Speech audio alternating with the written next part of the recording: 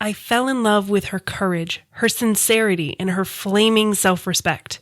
And it's these things I'd believe in, even if the whole world indulged in wild suspicions that she wasn't all she should be. I love her, and it is the beginning of everything. F. Scott Fitzgerald. You're listening to Writing Roots, brought to you by Aspen House Publishing. Welcome to Writing Roots. I'm Lee Hull. And I'm Lee Esses. Before we get into the episode, I want to make a quick announcement. We have a merch store. If you like our motto, Write Selfishly, we have all sorts of products, different designs with our motto on it.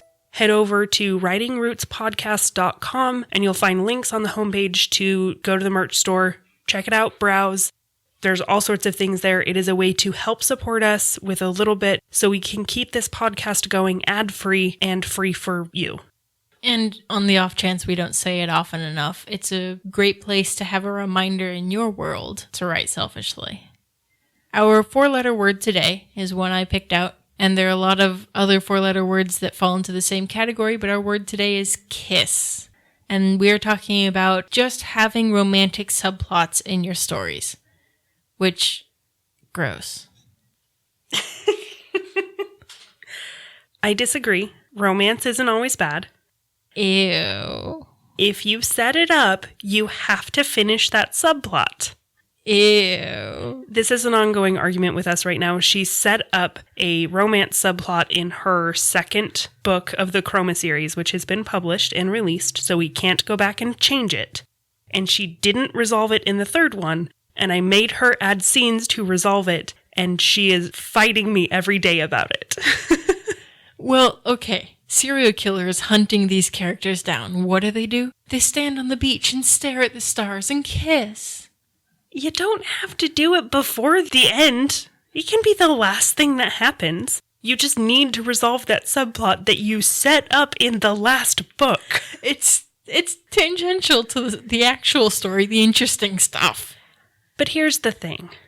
Subplots are good. They help you get a deep, defined story.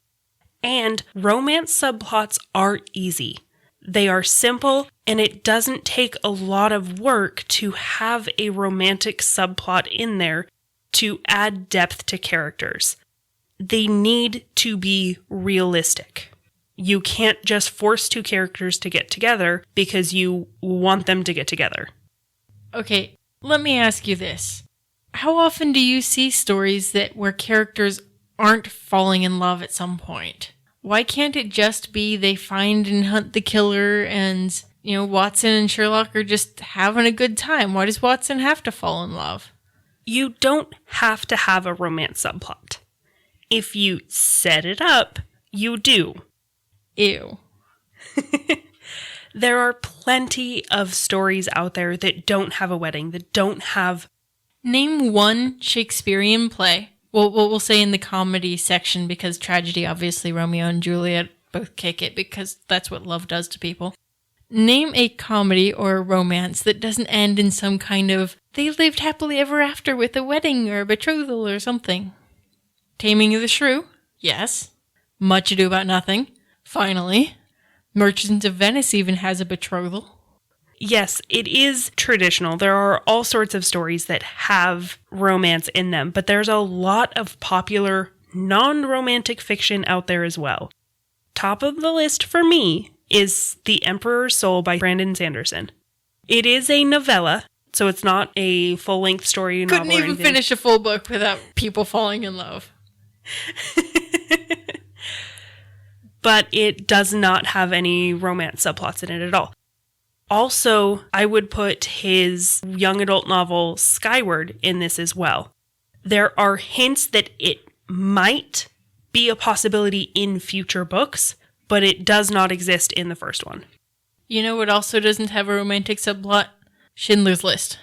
Obviously not. It is not the right kind of genre or story for a romantic subplot. Jack Reacher, kind of, in that he never settles down enough to actually have a relationship. There are a couple of books where he tries and then kind of gives up. There are plenty of kisses, lots of sex, not any actual romance and love. Yeah, that's not really his forte. Despite the wide occurrence in fantasy for having romance, The Hobbit, one of the stories that started the fantasy genre as we know it today, did not have any romance. Okay, I'll give you that one. It's hard to argue with Tolkien. But my question remains the same.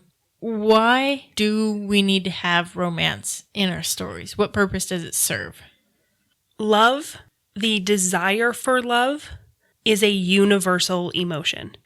Everybody wants love somehow. I'm going to go a little ancient Greek here.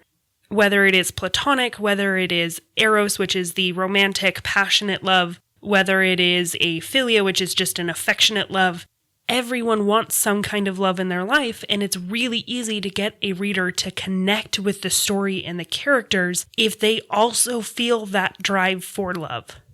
And I think most stories, their heroes are right in that falling in love age range.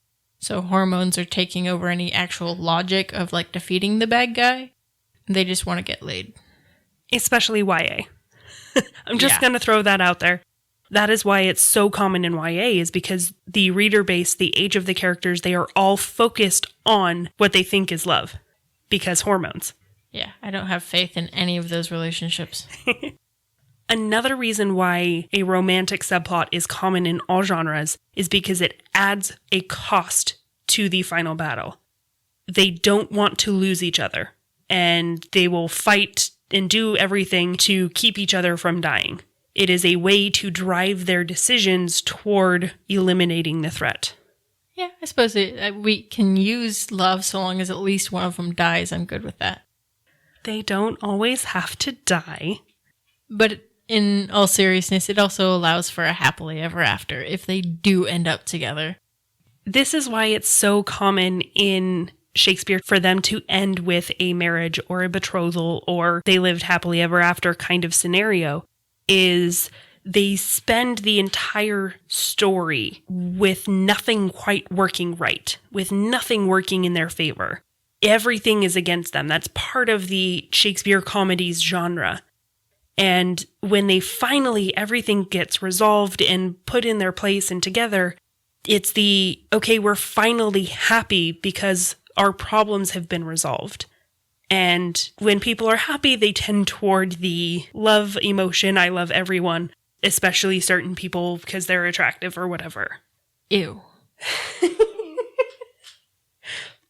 Especially in today's world, we don't live in a world of damsels in distress needing to be rescued by knights in shining armor. We live in a world where women can make the decisions as well. They can ask the guy out. They can do whatever. It is not as restricted in writing either. Writing is traditionally a idealistic format. So how do you want the world to be is how you should write a story. Okay. There's romance in the book. What do I do with it? First and foremost, make sure it's relevant. If you are just throwing in a romance subplot to have a romance subplot, something is wrong.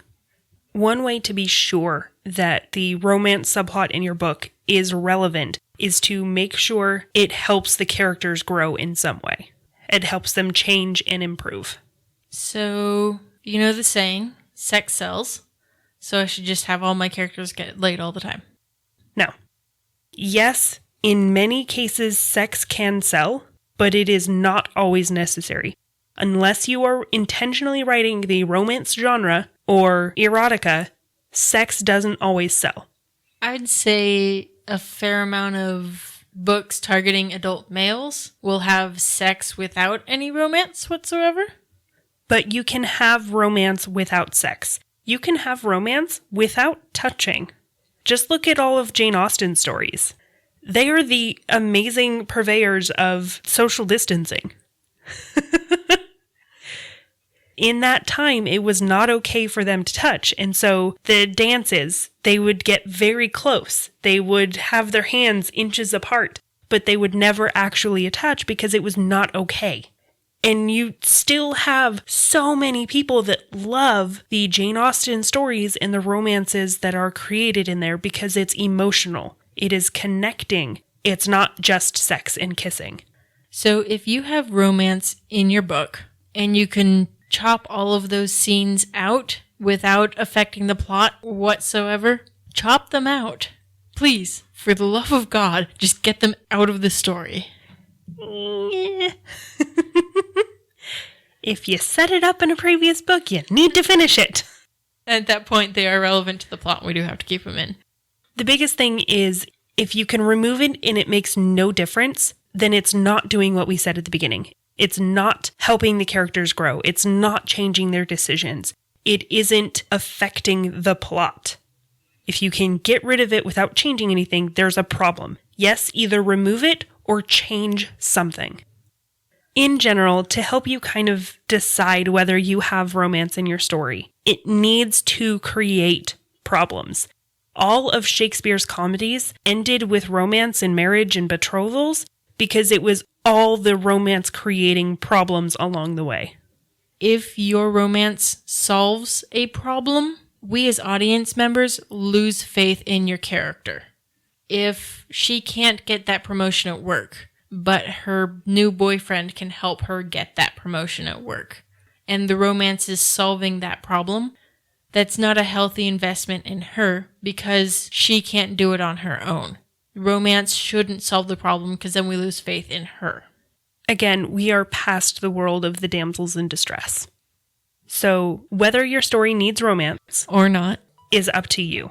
It's up to how you decide the characters are going to change and develop and interact. Or not. Just remember to write selfishly. If you have a question or comment for our hosts or a topic you'd like us to cover, send us an email at writingroots@aspenhousepublishing.com or find us on Facebook by searching for Aspen House Publishing.